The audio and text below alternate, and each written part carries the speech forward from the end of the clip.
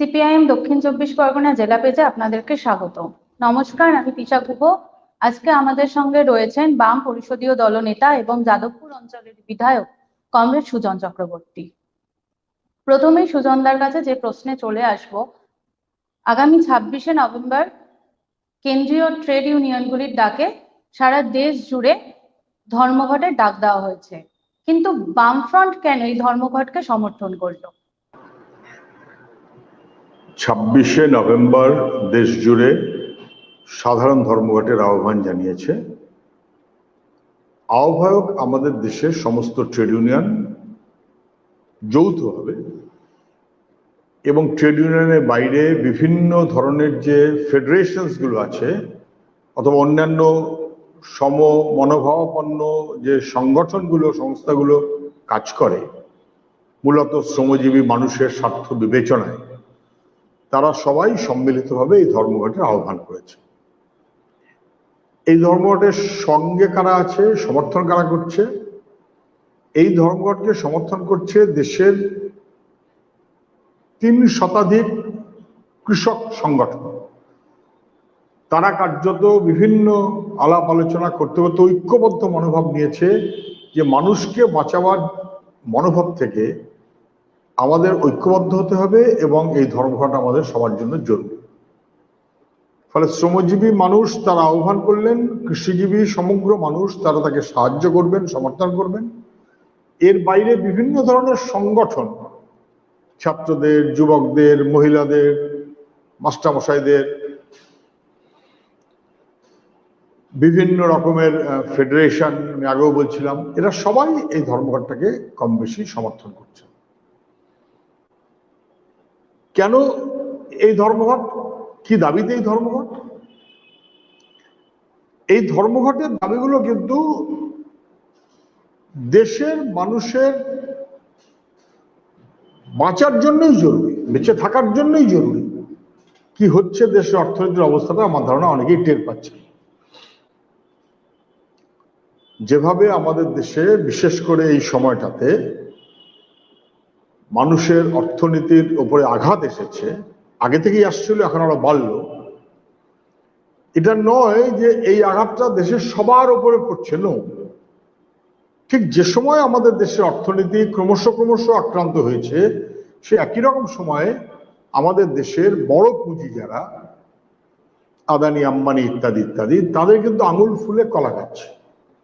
মানুষের সর্বনাশ, আদানি আম্বানিদের পৌষ মাস। তারা বড় অংশের মানুষ কিভাবে থাকবেন, কিভাবে বাঁচবেন, কি খাবেন তাই বুঝে উঠতে পারছেন না। পুঁজি ভাঙতে হচ্ছে। ব্যাংকে 2 পয়সা রেখেছিলেন, সেইটা ভাঙিয়ে সংসার চালাতে হচ্ছে। এরকমের বহু উদাহরণ আছে। প্রভিডেন্ট ফান্ড ভাঙছে মানুষ, তার রেটটা কার্যত প্রায় 1.5 গুণ হয়ে গেল। দাবিগুলো কি? একদমই ন্যায্য দাবি, মানুষের দাবি। কোন রাজনৈতিক দলের দাবির ব্যাপার এটা নয়, অথবা কোনো ভোটের সঙ্গে সম্পর্কিত এটা নয়। 7,500 টাকা যার ইনকাম ট্যাক্স দিতে হয় না, তুলনামূলকভাবে একটু অসচ্ছল, নিম্নবিত্ত, দরিদ্র যে মানুষ, মাসিক 7,500 টাকা 6 মাস তাদের সাপোর্ট দাও। আমরা এপ্রিল মাস থেকে বলছি। 10 কেজি রেশন গ্যারান্টি করে, ফুড সিকিউরিটি গ্যারান্টি করে। 200 দিনের কাজ, এই একটা কাজের উপরেই তো খানিকটা নির্ভর করে আছে তলাকার অংশের মানুষ। বাংলায় তার চেহারা আমরা স্পষ্ট বুঝতে পারছি, আর কিছু নেই। বামপন্থীরা যখন 61 জন, তখন বামপন্থীরা সরকারের ক্ষমতার চাইতে বেশি গুরুত্বপূর্ণ মনে করেছিল গরিব মানুষের স্বার্থ। 100 দিনের কাজের আইন তখন চালু হয়েছিল। কিংবা এই যে কৃষি আইন যেভাবে গণতন্ত্রকে দুর্মুষ করে, খুন করে যেভাবে চালু করা হলো, এটা মানুষের মৃত্যু পরোয়ানা করা হচ্ছে, কৃষকের সর্বনাশ হচ্ছে, চুক্তি চাষের বন্দোবস্ত হচ্ছে, চাল, ডাল, আলু, পেঁয়াজ ভোজ্য তেল এগুলো অত্যাবশ্যকীয় নয়। কি অত্যাবশ্যকীয় তাহলে? এবং এতে জিনিসের দাম যে লাফিয়ে লাফিয়ে বাড়বে আরো, ইতিমধ্যে তার ইঙ্গিত স্পষ্ট হচ্ছে। বাতিল করতে হবে চুক্তি চাষ সহ এই যে আইনের বন্দোবস্ত করেছে, বাতিল করতে হবে। শ্রমজীবী মানুষ, তার কার্যত কোনো বার্গেনিং পাওয়ার থাকবে না, কার্যত ইউনিয়নের কোনো অধিকার থাকবে না, কার্যত বার্গেনিং পাওয়ার কেড়ে নেওয়া হবে। চোখ রাঙানি মালিকের, তার উপর নির্ভর করে থাকতে হবে শ্রমিককে। শ্রমিকের অধিকার কার্যত কেড়ে নেওয়া হচ্ছে, দীর্ঘদিনের লড়াই করে অর্জিত অধিকার কার্যত কেড়ে নেওয়া হচ্ছে। ভাবতে পারেন, পাবলিক সেক্টর একের পর এক বিক্রি করে দেওয়া হচ্ছে দেশে, রেল বিক্রি হচ্ছে, বিএসএনএল উঠে গেল, এবং এমন একটা ভাব করা হচ্ছে যেন পাবলিক সেক্টর মানে সর্বনেশে, প্রাইভেট হলে দারুণ ভালো, খুব সুবিধা হয় মানুষের। চোখের সামনে উদাহরণ তো, বিএসএনএল এর তৈরি করা ইনফ্রাস্ট্রাকচার, সেটাকে ব্যবহার করে বাকি সবাই লাফিয়ে লাফিয়ে উঠছে। বিএসএনএল খুব খারাপ, তাকে মেরে দাও। খুব ভালো জিও, প্রধানমন্ত্রী অ্যাডভার্টাইজমেন্ট করলেন, এবং কার্যত বিনা পয়সায় জিও চললো। শুরুতে পয়সা দিতে হবে না, এমনি। বিএসএনএল ডাউন খেয়ে গেল, এবার আস্তে আস্তে জিওর রেট বাড়তে শুরু করেছে। 99 টাকা, 199 টাকা, তারপরে 299 টাকা, এখন বোধ 555 বা 599, এইরকম একটা কিছু, লাফিয়ে বাড়ছে। এখন আর কেউ থাকবে না, একা জিওর ব্যবসা হবে। পাবলিক সেক্টর তাকে সর্বনাশ করে দিয়ে প্রাইভেট সেক্টর তাকে মাথায় তুলে নাচছে, সর্বনাশ হয়ে যায় মানুষের। সরকারি কাজ যারা করেন কি আধা সরকারি কাজ যারা করেন, তাদের কার্যত ফোর্সফুল রিটায়ারমেন্ট। যাও, অনেক লোক যারা মনে করতেন এসবে কি বলছে এরা, সিআইটিইউ বা অন্যান্য ট্রেড ইউনিয়ন, তারা এখন হাড়ে হাড়ে টের পাচ্ছেন। এই সংগঠনগুলো ছিল বলে শ্রমজীবী মানুষ তার অধিকার রক্ষা করতে পেরেছে অনেকটা। আজকে গোড়ায় ভেঙে দেওয়ার চেষ্টা করা হচ্ছে, মানুষ বুঝতে পারছে। এই রকমের যে দাবিগুলো সব চলছে, সবার জন্য পেনশন, দরিদ্রতর মানুষের জন্য পেনশনটা বরং বেশি জরুরি। খাবে কি?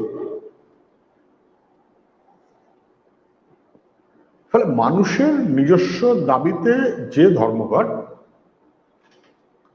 বামপন্থীরা তার পাশে তো থাকবেই, তার পাশে থাকার তো কোনো বিকল্প মানুষের কাছে নেই। বামপন্থীর কাছে থাকবে কেন? মানুষ, আমি আবারও বলছি, এই ধর্মঘটের বিরুদ্ধে কে? কেন্দ্রীয় সরকারের নীতির বিরুদ্ধে ধর্মঘট। বিজেপি বিরুদ্ধে বোঝা গেল, আর কে?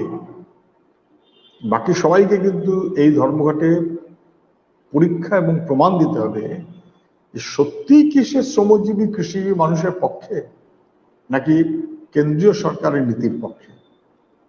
সত্যিই কি সে কৃষি বিলের বা কৃষি আইন যা তৈরি করা হলো, দিল্লি যা করলো জবরদস্তি, তার বিরুদ্ধে, নাকি আসলে বিজেপির পক্ষে। এই ধর্মঘটের পক্ষে তারাই থাকবেন যারা মানুষের বাঁচার দাবির লড়াইকে সঙ্গত দেবেন, সাহায্য করবেন। বামপন্থীরা সেই ক্ষেত্রে বরাবর নেতৃত্ব দিয়েছে। অবশ্যই বামপন্থীরা ধর্মঘটকে সমর্থন করবেন। 364 দিন ভালো করে থাকবার লড়াইয়ের জন্যই একটা দিনের ধর্মঘট মানুষের কাছে জরুরি। আচ্ছা সুজন দা, আপনার কাছে পরবর্তী যে প্রশ্নে আসবো, আপনারা যে 7,500 টাকা নগদ দেওয়ার কথা বলছেন, সেটা কি সত্যি এই সময় দাঁড়িয়ে সম্ভব 7,500 টাকা নগদ দেওয়া? দেখুন, দুটো কথা আমি বুঝতে বলবো। এমনকি পৃথিবীর অনেক বড় বড় দেশ বলে যাদের বলা হয়, তারাও কিন্তু এখন বাধ্য হচ্ছে, এটাকে যদি বলা হয় কি বলবেন, স্টিমুলাস প্যাকেজ বলবেন না সাহায্য বলবেন, কানাডাই হোক আর ইউএসএই হোক, তাদেরকেও দিতে হচ্ছে। ইউরোপিয়ান কান্ট্রিগুলোকেও কিন্তু মানুষের পাশে দাঁড়াতে হচ্ছে, তা না হলে দেশের অর্থনীতিটা ধসে যাবে। কেন 7,500? কার্যত গত 6 মাস, বিশেষ করে এই সময়, আগে থেকেই অর্থনীতি আমাদের ধসছিল, এই সময় তো আরো বিপদে পড়ে গেল। ঠিক এইরকম একটা সময়তে যখন অর্থনীতি একটু বাড়তি বিপদে পড়ছে, আমাদের দেশের সরকারও বলেছে যে আমরা স্টিমুলাস দিচ্ছি, অন্য দেশের সরকারও বলেছে আমরা স্টিমুলাস দিচ্ছি, সাহায্য করছি। পৃথিবীর কোন কোন দেশ 12%, 15%, এমনকি তার চেয়ে বেশি পর্যন্ত আর্থিক সাপোর্ট দিতে হয়েছে। আমি আবারও বলছি, দেশের অর্থনীতির জন্য ইন্ডিভিজুয়াল বেনিফিটের চেয়েও দেশের অর্থনীতির ক্ষেত্রে এটা অত্যন্ত জরুরি। আমাদের দেশের সরকার কি বলল? আমাদের দেশের সরকার, আমি উল্টো দিক দিয়ে কথাটা আসছি, আমাদের দেশের সরকার বললো আমি 10% স্টিমুলাস দিচ্ছি।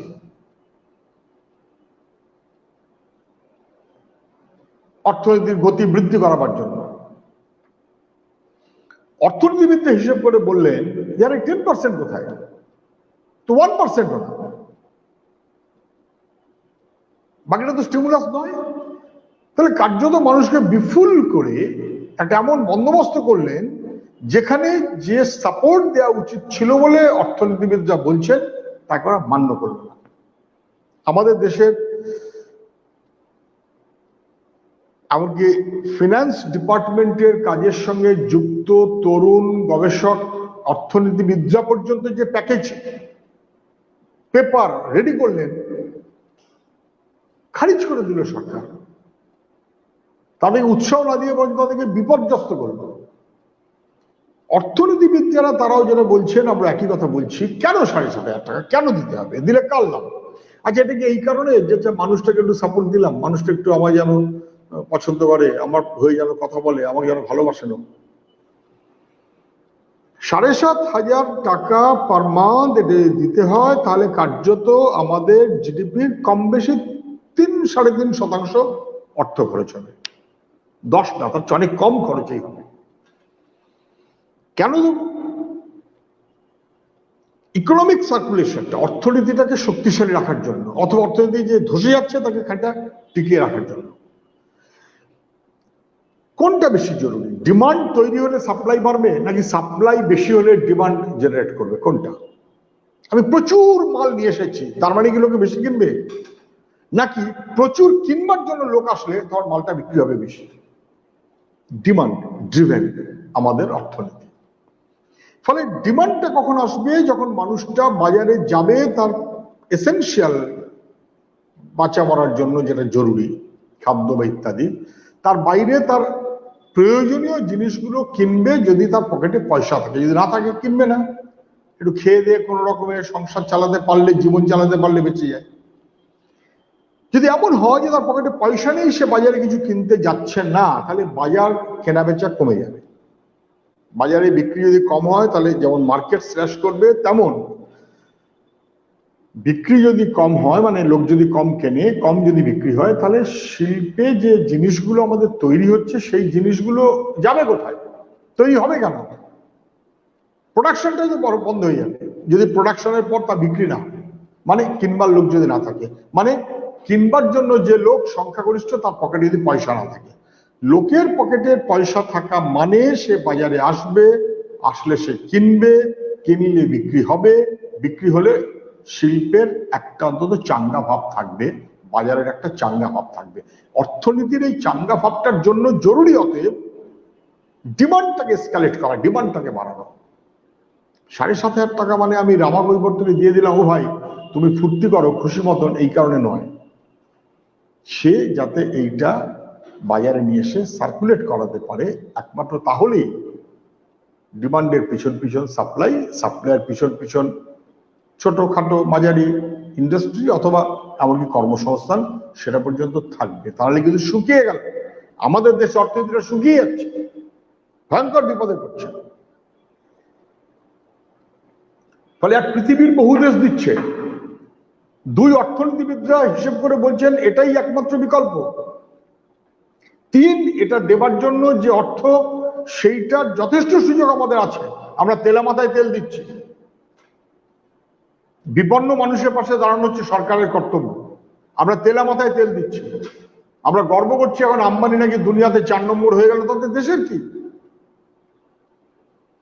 এবং 4, এইটা যদি আমি দিতে পারি লোকের কাছে, তাহলে ডিমান্ড বাড়বে, ডিমান্ড বাড়লে মার্কেট ডেভেলপ করবে, মার্কেট ডেভেলপ করলে ইকোনমিতে তার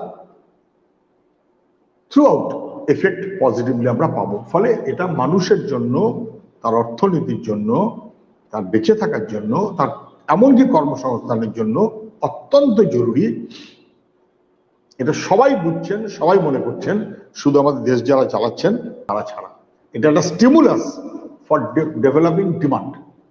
আর আমাদের দেশের সরকার স্টিমুলাস দিতে চায় ডিমান্ডের জন্য না, সাপ্লাই সাইডে স্টিমুলাস দিতে চায়। মালিকের কাছে টাকা দাও, ও বেশ সুন্দর করে বানাবে, ওটা বড় কথা না। তলাকার অংশে মানুষের হাতে টাকাটা পৌঁছে দাও, ও যেন প্রয়োজনের মতো জিনিসটা কিনতে পারে, তাহলেই অর্থনীতির সুবিধাটা আমরা পাবো। কেন্দ্রের বিজেপি সরকার যে নতুন শ্রম আইন এবং কৃষি আইন এনেছে তার বিরুদ্ধে আপনাদের এই ধর্মঘট, কিন্তু সেই একই সময় আপনাদের কি মনে হয় আমাদের রাজ্যের তৃণমূল সরকারের স্ট্যান্ড পয়েন্ট কি হবে?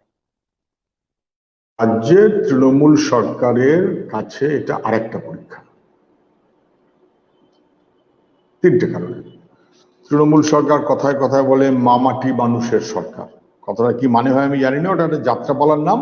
যাই হোক, মানে বলতে চাই যে আমি গরিব লোকের সরকার। 2, বলতে চাই আমি খুব বিজেপি বিরোধী। এবং 3, বলতে চাই যে তারা এই যে কৃষক আইন কি শ্রমিক আইন যা হয়েছে তার বিরোধী। এই 3টেই তৃণমূল ঠিক বলে বলে আমরা মনে করি না। 1, গরিব মানুষকে বরঞ্চ লুট করার পার্টি। 2, বিজেপি বিরোধী পার্টি না, বরঞ্চ বিজেপিকে ঘাড়ে করে পশ্চিমবাংলায় নিয়ে এসে স্থাপিত করে দেবার পার্টি। 3, কৃষক অথবা শ্রমিক আইনের বিরোধী পার্টি। দিল্লিতে যে আইন টাইনগুলো করে অর্ধেক সময় আমরা দেখেছি কখন কি স্ট্যান্ড নেয় তার ঠিক থাকে না, লোকসভায় একরকম, বিধানসভায় আরেক, রাজ্যসভায় আরেক রকম। ফলে খুব অস্বচ্ছ একটা অবস্থান নিয়েই তৃণমূল থাকে। আমরা বুঝি যে আরএসএস এর এক হাতে বিজেপি থাকলে আরেক হাতে তৃণমূল থাকে, but what ever it may be, আমি সে আলোচনার মধ্যে যেতে চাইছি না। এই ধর্মঘটে বরঞ্চ লিটমাস টেস্ট হবে তৃণমূল কংগ্রেসের, তারা সত্যি কোন পক্ষে, তারা কি শ্রমজীবী মানুষের পক্ষে? তাহলে এই ধর্মঘটের বিরোধিতা করবে কি করে?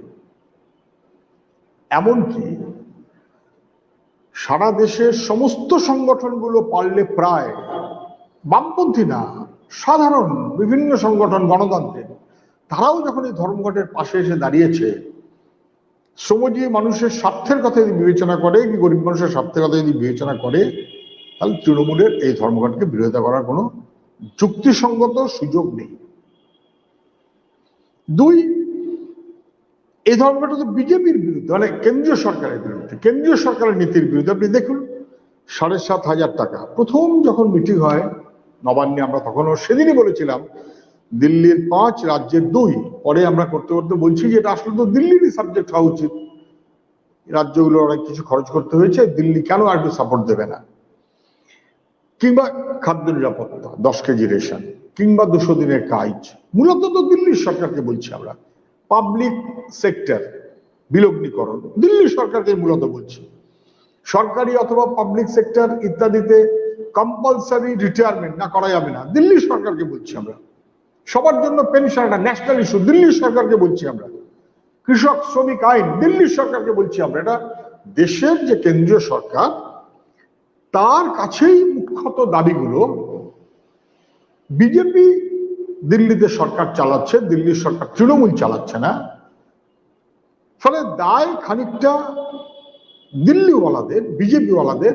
তৃণমূল সত্যিই কি বিজেপির পক্ষে অথবা বিজেপির বিরুদ্ধে, এটাও কিন্তু এই ধর্মঘটের মধ্য দিয়ে স্পষ্ট হয়ে যাবে। যদি তারা এই ধর্মঘটের বিরোধিতা করে, তাহলে স্পষ্ট হয়ে গেল, পরিষ্কার হয়ে গেল, আরো পরিষ্কার স্বচ্ছ হয়ে গেল যে বিজেপিকে মদত দেওয়াটাই তাদের মুখ্য কাজ। 3, কৃষক এবং শ্রমজীবী মানুষ, এই আইন শ্রমিক কোডগুলো হয়েছে, কৃষক বিল মানে পরে আইন হয়েছে, এগুলো কি সত্যি তৃণমূল বিরুদ্ধে? মুখে বলেছিল। I have every doubt Trinamool সত্যি এর বিরুদ্ধে কিনা। কেন? ঘটনাক্রমে বিধানসভায় থাকার কারণে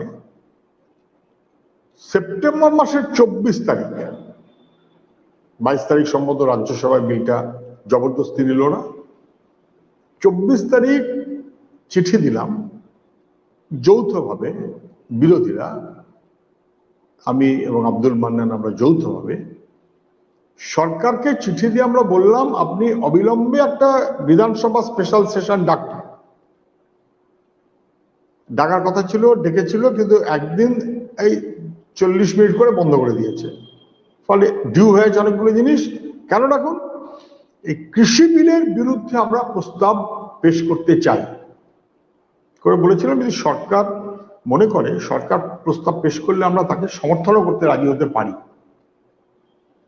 আমরা চাই, এটা এত জনবিরোধী, এত কৃষি বিরোধী, এত মানুষ বিরোধী, এত খাদ্য নিরাপত্তাকে বিপদে ফেলবে যে আমাদের এটা অপোজ করতে হবে। আমরা অফার করেছিলাম যে রাজ্যে তৃণমূল সহ আমরা সেই প্রস্তাবটা পেশ করি, মানে যাতে এই আইনের বিরোধিতা করা যায়। আমরা করব, ইফ গভর্নমেন্ট ওয়ান্টস, গভর্নমেন্ট তার সঙ্গে থাকতে পারে। ইফ গভর্নমেন্ট ওয়ান্টস, এক্ষেত্রে আমরা এই কৃষি বিলের বিরুদ্ধে প্রস্তাব নিতে পারি। এবং 2, একটা অল্টারনেটিভ বিল, যেহেতু এটা রাজ্য তালিকাভুক্ত, আমাদের রাজ্যে কৃষকের স্বার্থ রক্ষা করার জন্য এমএসপির কম দামে বিক্রি করা যাবে না সহ কতগুলো গার্ড রেখে দেবার বন্দোবস্ত করা যায়। খুশি মতন হোর্ডিং করতে পারবে না, তার মতন বন্দোবস্ত করা যায়। আইনে তার সুযোগ আছে, রাজ্য সরকার সে আইন করতে পারে রাজ্য বিধানসভায়। আমরা বলেছিলাম বিধানসভা ডাকুন এই আইন করার জন্য। 24শে সেপ্টেম্বর থেকে 24শে অক্টোবর গেছে, মাঝে পুজো টুজো কিছুটা গেছে, আজ 24শে নভেম্বর হতে চললো, 2 মাস সরকার চুপ। কেরালার সরকার স্টেপ নিয়েছে, পশ্চিমবাংলা নিল না কেন? পাঞ্জাব বিধানসভা থেকে স্পেশাল বিল পেশ করেছে, পাশ করিয়েছে, পশ্চিমবাংলার সরকার করলো না কেন? রাজস্থান করেছে, ছত্তিশগড় করেছে, পশ্চিমবাংলা করলো না কেন? ওরা বিজেপির অথবা এই মানুষ মারার নীতির বিরোধী, এটা স্পষ্ট করেছে, পশ্চিমবাংলার সরকার স্পষ্ট করছে না কেন? আমরাই দরকার করেছিলাম। বরং কেরালা কিংবা পাঞ্জাব কিংবা রাজস্থান মুভ করার আগে আমরা বলেছিলাম, তাই চ্যাম্পিয়ন হওয়ার সুযোগ ছিল যে আচ্ছা বেশ আমি করেছি, করলেন না। তাহলে কোথাও কি একটা মুখে যাই বলুন না কেন, আসলে কৃষি বিল তাকে মনে মনে সমর্থন করতে চান? আমাদের কাছে সেটাই কিন্তু ধারণা হচ্ছে। এই বিধানসভা এর আগে উনি যা যা করেছেন আমাদের আপত্তি সত্ত্বেও সেটাই মানে দাঁড়ায়, সেই বিস্তারিত আমি গেলাম না। রাজ্য সরকার বিগত বিধানসভায় সূর্যকান্ত মিশ্র বিরোধী দলনেতা আপত্তি করেছিলেন, জোরদার আপত্তি করেছিলেন। সুশান্ত ঘোষ বক্তৃতা করেছিলেন, মানে পঞ্চদশ বিধানসভা আগেরটা, জোর করে এই সরকার করেছে। এই সরকার কি সত্যি কৃষি বিলের বিরুদ্ধে? প্রমাণ হোক। যদি কৃষি বিলের বিরুদ্ধে থাকে তাহলে ধর্মঘটের পাশে দাঁড়াতে হবে। যদি ধর্মঘটের পাশে না দাঁড়ায় আরো স্পষ্ট হয়ে যাবে যে আসলে মুখে যাই বলুক রাজনীতি করার জন্য বলে, কৃষি বিলের বিরুদ্ধে রাজ্য সরকার না, বিজেপির বিরুদ্ধে রাজ্য সরকার নয়, মানে রাজ্য সরকার বা রাজ্যের শাসক দল বা গরিব মানুষের স্বার্থ বিবেচনা রাজ্য সরকার বা শাসক দলের কাজ না। লিটমাস টেস্ট ফর তৃণমূল, তারা এই ধর্মঘটে কোন পক্ষে থাকে? নিউট্রালিটির সুযোগ নেই। হয় ধর্মঘটের পাশে দাঁড়াও, মানুষের পাশে, নাহলে ধর্মঘটের বিরোধিতা করো বিজেপির সঙ্গে। এই জায়গাটা তৃণমূলকে স্পষ্ট করতে হবে। আমি আশা করব এবং আবেদন করব রাজ্যের সরকার এবং শাসক দল মানুষের স্বার্থ বিবেচনায় এই ধর্মঘটের বিরোধিতা করতে যাবেন না। জবরদস্তি ধর্মঘট এটা আমরা করি না। কেউ দোকানটা খুলে রেখেছে তাকে বন্ধ করতে হবে, এটা আমরা কখনো করি না। কিন্তু কেউ দোকানটা চালু করেনি, জবরদস্তি বন্ধ করবেন মানব না। যে সরকার কোভিড সংক্রমণের সময় বাস চালাতে পারে না রাস্তায়, বাদুড় হয়ে লোককে প্রাণ হাতে নিয়ে যেতে হয়, সংক্রমণের ভয় নিয়ে চলতে হয়। সেই সরকার তখন যদি বলে আমি একদিনের জন্য 10,000 বাস চালু করে দেবো, মানব না। সারা বছর মানুষের সঙ্গে নেই, আমি চোখ রাখাতে শুরু করলাম, এটা রাজ্য সরকার যেন করবার কোনো প্রয়াস না নেয়।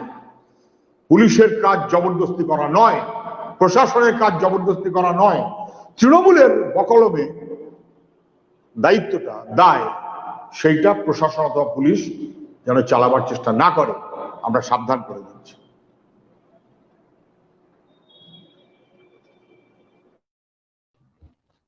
আমরা আমাদের আলোচনার একদম শেষের দিকে চলে এসেছি। সুজনদার কাছে শেষ যে প্রশ্নটা থাকবে, কেমন চলছে আপনাদের ধর্মঘটের প্রস্তুতি এবং ধর্মঘট কেমন হবে বলে এ রাজ্যে আপনারা মনে করছেন? দেখুন, আমি আবার রিপিট করছি, এই ধর্মঘটটা মানুষের ধর্মঘট। শ্রমজীবী, কৃষিজীবী মানুষ তার নিজের স্বার্থে, আকাশ ছোঁয়া জিনিসের দাম, মানুষের হাতে কাজ নেই। পরিযায়ী শ্রমিকরা, পরিযায়ী শব্দটা যথার্থ নয় ব্যবহৃত হচ্ছে, তারা ঘোরতর বিপদে। মানুষ তার পুঁজি ভাঙছে, আর্থিক সংকট একটা ভয়ঙ্কর জায়গা দিকে পৌঁছচ্ছে, বিভাজনের রাজনীতি বাড়ছে। দিল্লির এবং রাজ্যের শাসক দল তারা খুশি মতন যেভাবে চলছে, তাতে মানুষের সংকট ক্রমশ বাড়ছে। এটা মানুষ বোঝে না, মানুষ বোঝে। ফলে এই ধর্মঘটের প্রচার যখন হচ্ছে, আমরা চাইছিলাম প্রত্যেকটি মানুষ তার কাছে ইন্টেন্সিভলি আমাদের কথাটা পৌঁছক, প্রত্যেকটি মানুষ তার নিজের জীবনের অভিজ্ঞতার সঙ্গে মিলিয়ে নিক যে তার কথাটাই আমরা বলছি, আমাদের কথাটা মানুষ বলছে না, মানুষের কথাটাই আমরা বলছি সবাই মিলে। এইটা সবচাইতে বড় শক্তি। এবং যদি কেউ খেয়াল করেন, দেখবেন গোটা রাজ্য জুড়ে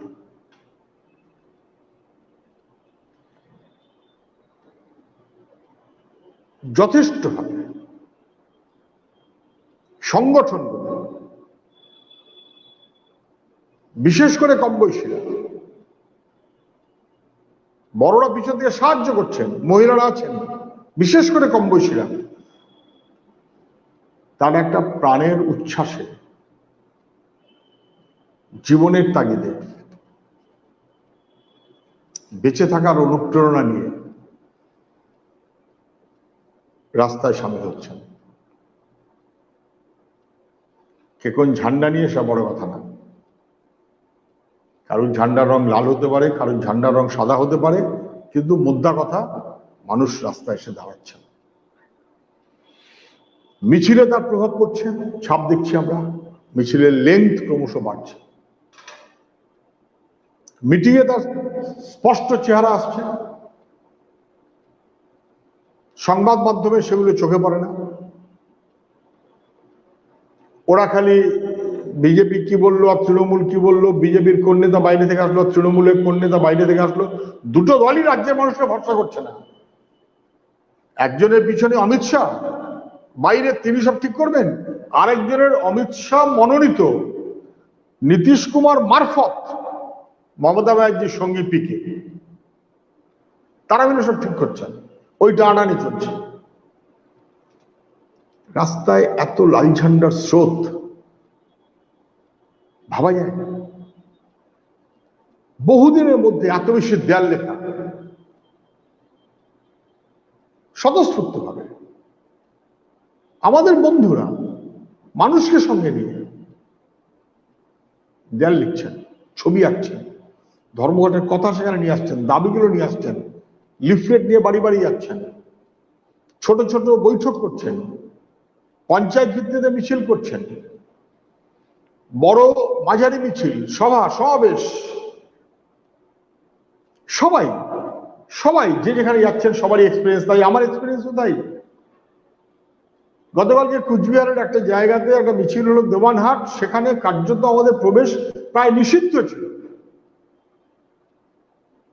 সম্ভবত বছরখানেক আগে আমিও গিয়েছিলাম, বহুদিন পর সেখানে একটা মিছিল প্রথম বেরোলো, 1 বছর 9 বছরের পর। এইরকম 2008 সাল 9 সালের পর থেকে আমরা কার্যত সেখানে যাইনি বা যেতে পারিনি, যেতে দেওয়া হয়নি, পুলিশ আটকেছে, মামলা দিয়েছে, সেইখানে মানুষ স্বতঃস্ফূর্তভাবে রাস্তা নিয়ে পড়েছে। আমি গ্রামের নাম ধরে ধরে কিছু বলতে পারি, সেটা বলাটা ঠিক হবে না।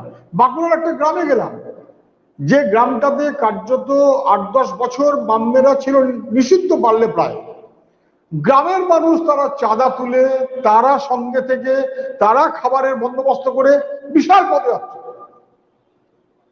এটা কোচবিহার হোক আর বাঁকুড়া হোক, হুগলি হোক আর দক্ষিণ চব্বিশ পরগনা হোক, নদিয়া হোক আর উত্তর চব্বিশ পরগনা হোক, মুর্শিদাবাদ হোক আর মালদা হোক, গোটা পশ্চিমবঙ্গে এই চেহারা।